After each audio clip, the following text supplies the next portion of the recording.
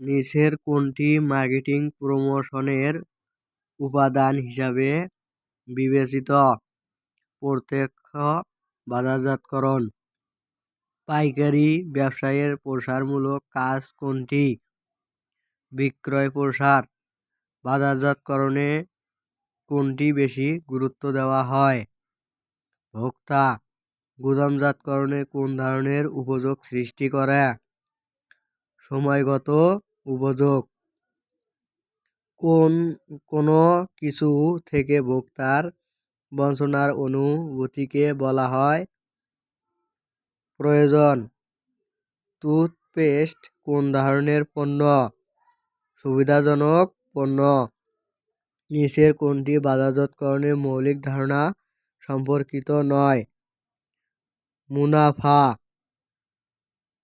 যেসব পণ্য পূর্ব পরিকল্পনা ছাড়াই দেখামাত্র ভোক্তাগণ ক্রয় করে সেগুলোকে বলা হয় লোভনীয় পণ্য।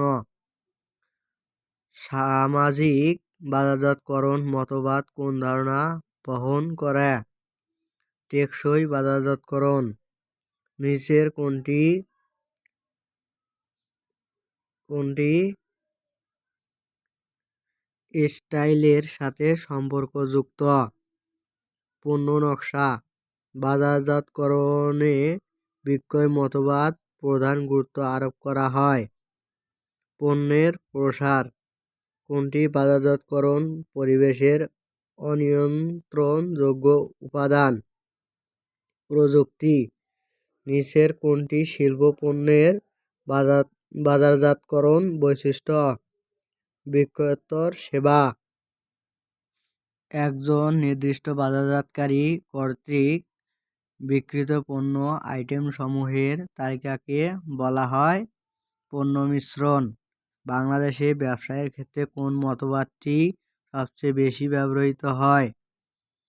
উৎপাদন মতবাদ। নিচের কোনটি বহুশাখা বিপণীর উদাহরণ? বাটা।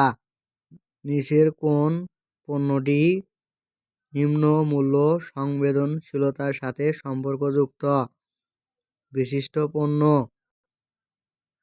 কোনো কাজ বা সুবিধা যা এক পক্ষ অপর পক্ষকে প্রদান করতে পারে এবং যা মালিকানায় কোনো পরিবর্তন করে না তাকে বলা হয় সেবা।